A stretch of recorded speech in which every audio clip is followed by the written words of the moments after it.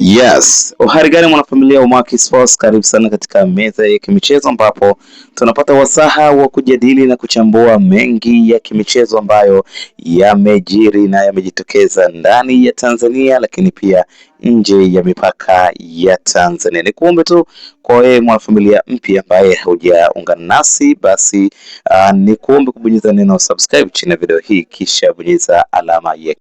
ya kengele ambayo itakufanya sasa upate nafasi ya kupata taarifa punde tunavyoupload video zetu, lakini pia bila kusahau kuwa mwanachama ama mwanafamilia mpya kabisa wa Mwaki Sports. Sasa katika meza ya kimichezo leo hii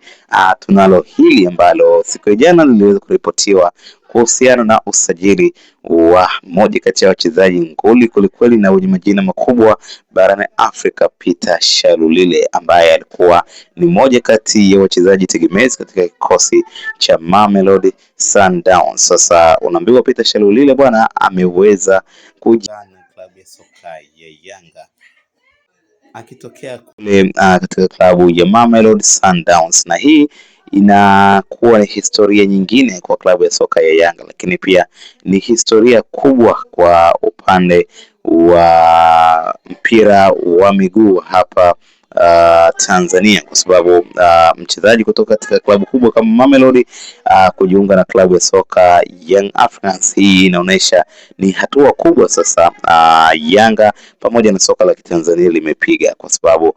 tumeshazoea wachezaji wetu wanatoka hapa kwenda kucheza katika clubs kubwa kama Al Ahly, Mamelodi Sundowns, lakini pia klabu zingine za RS Berkane na klabu nyingine kubwa ambazo zimekuwa na majina makubwa, lakini kwa sasa imekuwa sasa ni rasmi, hata klabu zetu kutoka Tanzania zina uwezo wa kuchukua wachezaji kutoka katika clubs hizo kubwa kujiunga na klabu hizi za ndani. So habari hii imekuwa ni rekodi si kwa Yanga peke yake, bali pia ni kwa Tanzania mzima. Soka la Tanzania linakuwa la kiushindani, lakini pia linakuwa ni soka ambalo linaonesha kuna uwekezaji mkubwa sana, na nafikiri kwa hili litachagiza pia